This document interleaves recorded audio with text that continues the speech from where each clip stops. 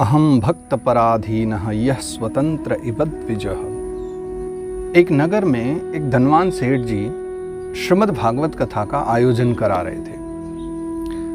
पंडित जी निमंत्रित किए गए, श्रीमद् भागवत कथा का शुभारंभ हुआ और कथा प्रारंभ हो गई। बड़े ही लगन के साथ में सभी भगवत कथा सुन रहे थे। नित्य नए आयोजन हो रहे थे, बड़े धूमधाम के साथ में। कभी जन्मोत्सव मनाया जा रहा है और कभी ठाकुर जी को 56 भोग लगाए जा रहे हैं। एक भोला भाला सा डाकू जिसने देखा कि भगवत कथा में इतने धूमधाम से सब आयोजन किए जा रहे हैं, तो इससे एक तात्पर्य तो निकलता है कि भाई कथा कराने वाले अच्छे दान दक्षिणा वाले व्यक्ति हैं, धन संपदा वाले व्यक्ति हैं। इनके घर में अगर एक बार डाका डाल दिया जाए तो खूब धन मिल जाएगा।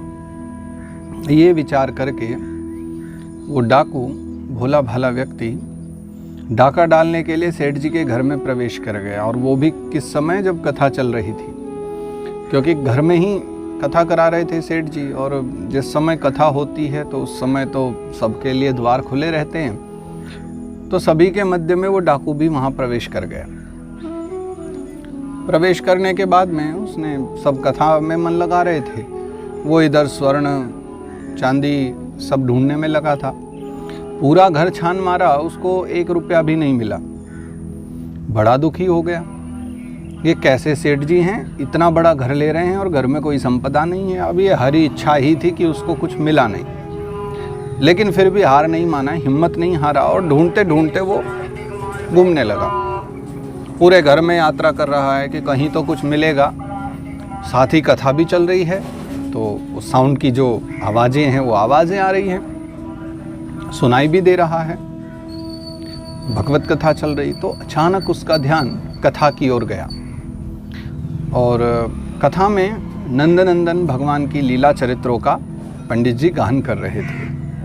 भगवान की गौचारण लीला चल रही थी कि प्रातः काल का समय हुआ और यशोदा मैया ने अपने छोटे से लाला को स्नान ध्यान कराए।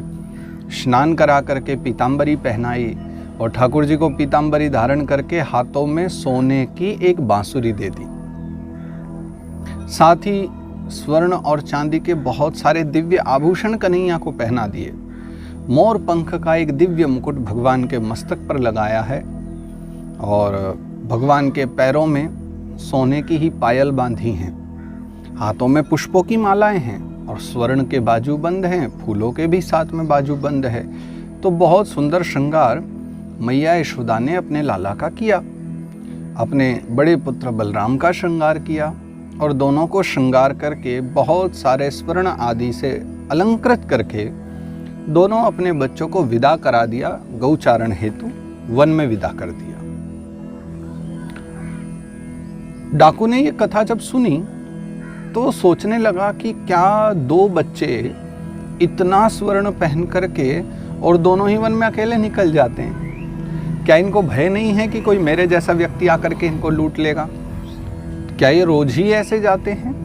तो वो अपनी जो चोरी करने आया था, डाका डालने आया था, वो तो भूल बैठा और सोचा कि मैं तो इतनी मेहनत के साथ में किसी के घर में घुसता हूँ, तब थोड़ा बहुत कुछ मिल पाता है, तो क्यों ना मैं इन दोनों बच्चों को ही लूट लूँ जो इतना सारा स्वर्ण धन पहन करके घूमते रहते हैं। और वो चुपचाप बैठ करके कथा सुनने लगा। कथा क्रम आगे बढ़ा, संध्या काल हुई, पंडित जी ने आरती करवाई, कथा विश्राम हो गया। सभी लोग उठ करके जाने लगे, लेकिन ये भाई साहब की नज़र, इनकी दृष्टि तो पूरी तरह पंडित जी पर थी कि कब पंडित जी खड़े हों अपने मंच से और मैं जा करके उनको पकड़ लूँ। तो पंडित जी भी उतरे, कथा विश्राम हो चुकी थी और वो चल पड़े अपने डेरे की ओर, जहाँ रुके हुए थे स्थान की ओर। पीछे पीछे ये भी हो लिया धीरे धीरे। अब सबको तो यही लग रहा है कि भैया श्रोता ही हैं सब जो आए थे, यहाँ तो सभी श्रोता हैं। पीछे पीछे वो भी हो लिया और थोड़ी दूर जाने के बाद में उसने धीरे से आवाज़ लगाई, पंडित जी। और पंडित जी ने देखा कि पीछे कोई आ रहा है जिसके हाथ में बड़ा सा एक लठ है, एक लाठी लेकर के मेरे पीछे आ रहा है, तो सब ठीक तो है कि नहीं?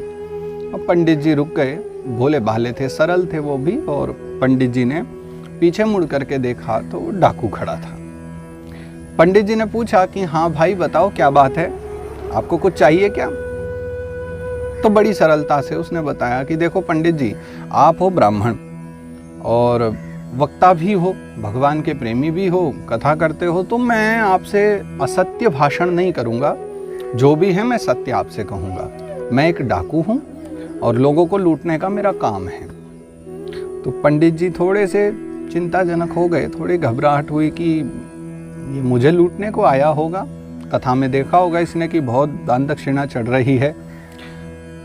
तो कहने लगे पंडित जी कि भाई देखो, आज तो दक्षिणा में ये कुछ आए हैं, कुछ सिक्के थे, कुछ दक्षिणा थी, कुछ आटा चावल दाल आदि आया था सब। पंडित जी ने कहा कि ये भैया आज की दक्षिणा है और यही खा पका करके अपना गुजारा होता है। अगर आप लुटेरे हो और डाकू हो और आपको लूटना है तो ये ले करके चले जाओ, यही है हमारे पास, तो और क्या दें आपको।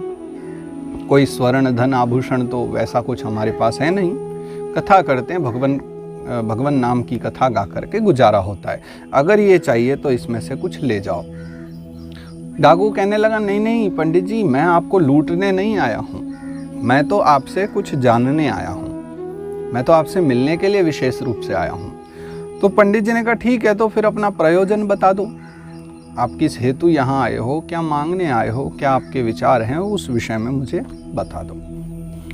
तो उस भोले भाले व्यक्ति ने, उस डाकू ने कहा कि पंडित जी, आपने अभी वो कथा सुनाई थी ना 2 बच्चों की, कि 2 बच्चे थे और वो उनकी माँ नित्य उन्हें बहुत सारे आभूषण पहनाती है, स्वर्ण चांदी के आभूषण पहनाती है, और उनको पहन करके वो दोनों ही अकेले गाय चराने वन को जाते हैं। और वन में जाकर के वहाँ तो कोई रहता भी नहीं, एकांत होता है।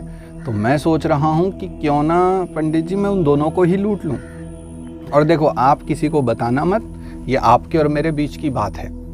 आप और मैं मिल करके उसका बंटवारा कर लेंगे, जो भी मैं लेकर के आऊँगा कुछ उसका 10-20% हिस्सा मैं आपको भी दे दूंगा। तो आप मुझे बस पता बता दो कि वो दोनों मिलेंगे कहाँ। पंडित जी बहुत मुस्कुराए और मन ही मन विचार करने लगे कि डाकू तो बन गया, परंतु हृदय कितना सरल है इसका, अपने अंतरात्मा से कितना पवित्र हृदय वाला है। अब ऐसे व्यक्ति को ज्ञान देने की आवश्यकता नहीं है। देखिए, पंडित जी ने बड़ी अच्छी विचार की बात की। इसको ज्ञान देने से अच्छा है भगवान के प्रति जो इसका विश्वास है उसको बने रहने दो, क्योंकि अज्ञानता से सरलता आती है और ज्ञान से गंभीरता आती है। जब तक अज्ञानता है हमारे हृदय में तब तक सरलता बहुत रहेगी, क्योंकि उसके विषय में हमें ज्ञान नहीं है, संसार के विषय में, ईश्वरीय सत्ता के विषय में, तो हृदय बड़ा सरल रहेगा। लेकिन जब ज्ञान आ जाता है तो ज्ञान आना भी अच्छा है। ज्ञान आ जाने से बस ये है कि वो जो सरलता है, वो भक्त हृदय वाली सरलता, वो थोड़ी कम हो जाती है, परंतु गंभीरता जीवन में आ जाती है और ईश्वर भजन का, ईश्वर पूजन का जो विधान है हम उसको समझ लेते हैं, ईश्वरीय सत्ता के विषय में हम जान लेते हैं।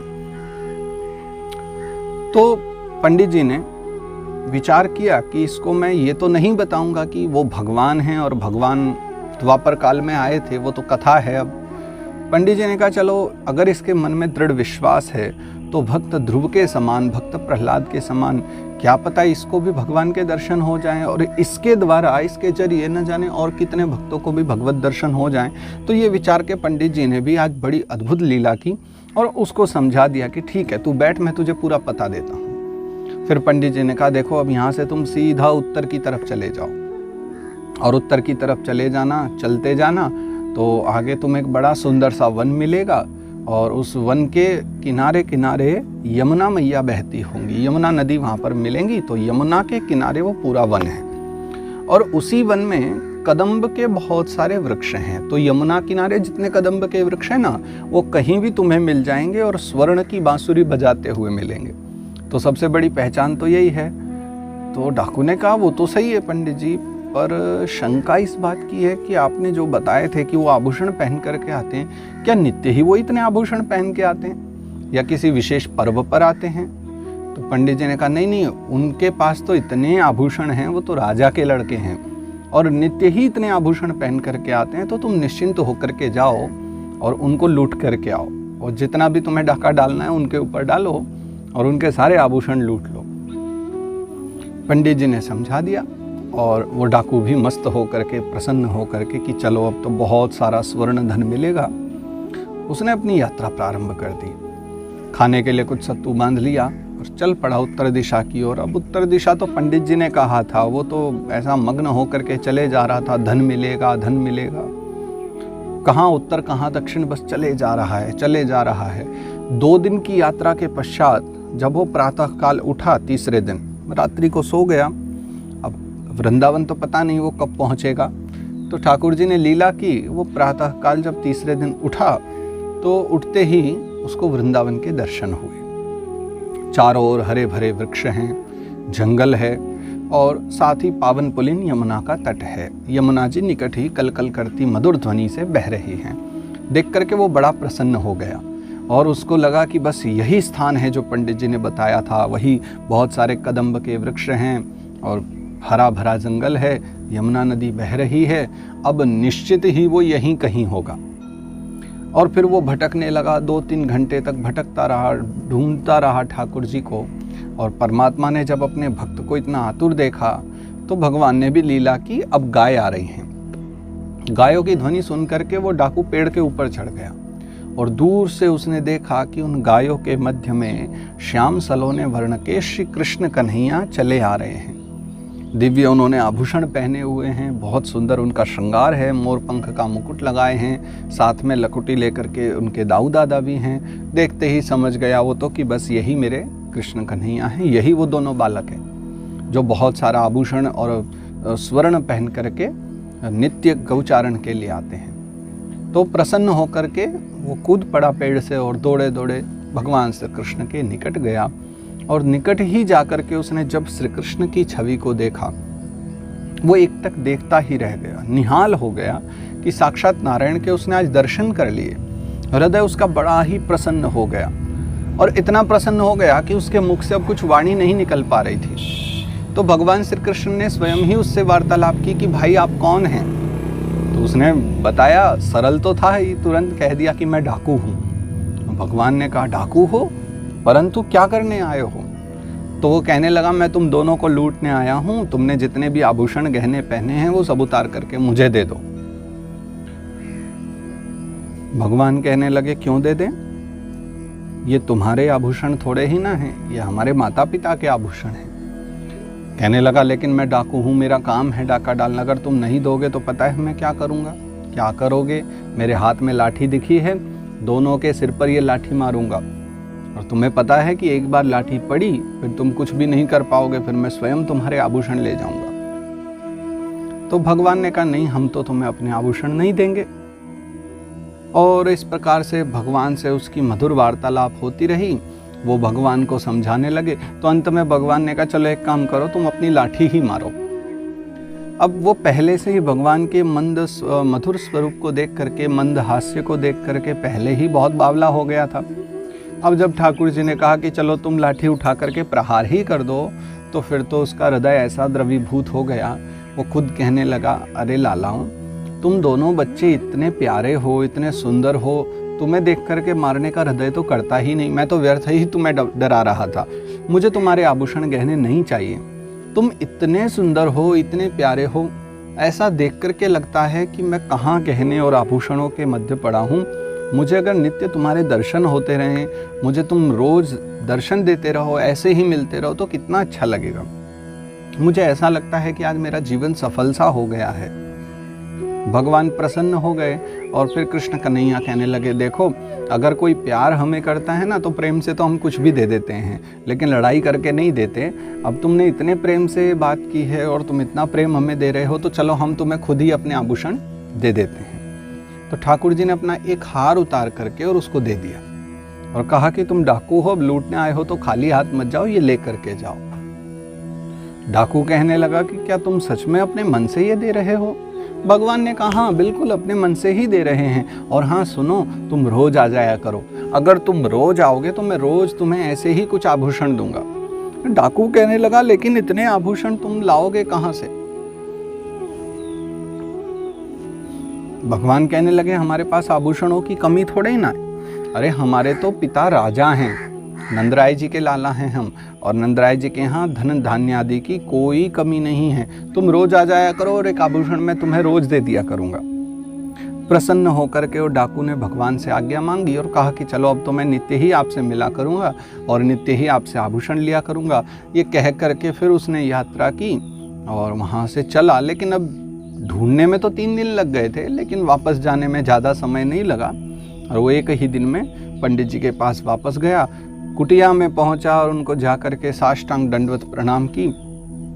तो पंडित जी बोले, बहुत अच्छे समय पर आए हो भाई, क्योंकि कथा तो विश्राम हो गई, 7 दिन पूर्ण हो गए, अब हम भी जाने की तैयारी में थे, आगे कहीं यात्रा करेंगे। आप आ गए हो तो बड़ा अच्छा लगा। आपकी यात्रा कैसी रही? ठाकुर जी के दर्शन हुए उन दोनों बच्चों के? तो वो प्रसन्न हो गया और उसने वो हार ला करके पंडित जी के चरणों में रख दिया। पंडित जी, ये हार लेकर के आया हूँ। मैं तो उनको लूटना चाहता था, पर वो तो इतने प्यारे हैं दोनों, और उन्होंने अपने आप ही ये हार दे दिया और ये भी कहा है कि अगर मैं नित्य जाऊँगा तो नित्य मुझे वो दर्शन देंगे और नित्य ही वो कुछ न कुछ आभूषण भी देंगे। और भगवान वो तो बड़े ही सुंदर हैं, सुकुमार हैं और दोनों ही बड़े भोले भाले हैं। पंडित जी मुस्कुराने लगे, विचारने लगे कि भोले वो नहीं, भोला तो तू है, सरल तो तू है इतना।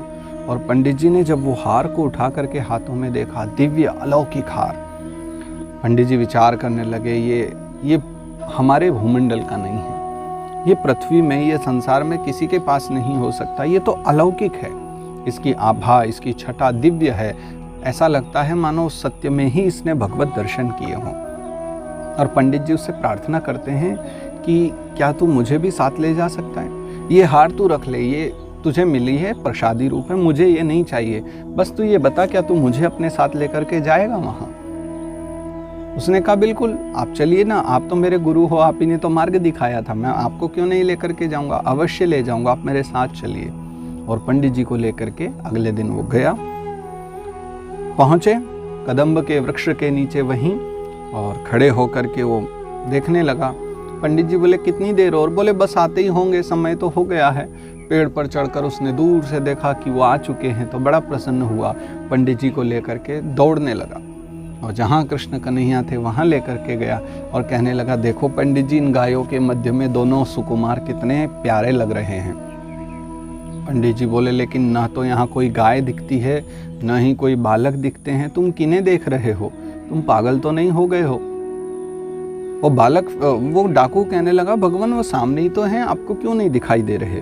वो पंडित जी उसी समय ये बात जान गए कि जितने सौभाग्य इसके हैं उतने सौभाग्य मेरे नहीं हैं। तो पंडित जी ने उसी क्षण डाकू के पांव पकड़ लिए और कहने लगे कि तू परम भक्त है, बस एक बार तू उनको प्रार्थना कर दे कि वो मुझे दर्शन दे दें किसी प्रकार, मैं तुझसे ये प्रार्थना करता हूँ। तो डाकू ने कहा, भगवान पाँव छोड़िए, आप ब्राह्मण हैं, पंडित जी हैं, और रही बात दर्शन की तो वो दे देंगे ना, मैं अभी प्रार्थना करता हूँ। फिर डाकू गया और भगवान से मिला, कृष्ण कन्हैया को प्रणाम किया। तो कृष्ण कन्हैया ने फिर अपना एक हार उतार करके डाकू की ओर बढ़ाया कि लो तुम आ गए ना, लो आज के लिए हम तुम्हारे लिए ये हार लेकर आए हैं। तो डाकू ने तत्काल हाथ जोड़ करके प्रणाम किया और कहा कि मुझे ये हार नहीं चाहिए, बस आप दोनों इतने सुंदर हो कि आपको देखने के लिए पंडित जी की इच्छा कर रही थी, मैं उनको ले आया हूँ, पर पता नहीं ऐसा क्यों है कि आप मुझे दिख रहे हो लेकिन पंडित जी को आप नहीं दिख रहे हो, तो आप कृपा करके उनको भी एक बार दिखाई दे दो ना, ऐसे क्या चमत्कार है आपके पास में? भगवान कहने लगे कि देखो, वो जो पंडित जी हैं परम ज्ञानी हैं और उन्हें हमारे दर्शनों की क्या आवश्यकता है, और वैसे भी वो अभी हमारे दर्शन नहीं कर सकते, उनके पुण्य इतने नहीं हैं, उनके सत्कर्म अभी इतने नहीं हैं कि वो हमारा दर्शन कर सकें। तो पंडित जी को सारी बात सुना दी डाकू ने। तो पंडित जी ने फिर कहा कि नहीं, अब अगर तुम प्रार्थना करोगे तो अवश्य ही वो मुझे भी दर्शन देंगे। फिर डाकू ने बहुत प्रार्थना की भगवान को कि एक बार बस आप उनको दर्शन दे दो, देखो मेरे साथ वो इतनी दूर से आए हैं यहाँ तक वृंदावन दर्शन करने, तो आप थोड़ी सी तो कृपा मुझ पर भी करो, भक्त की लाज राख लो।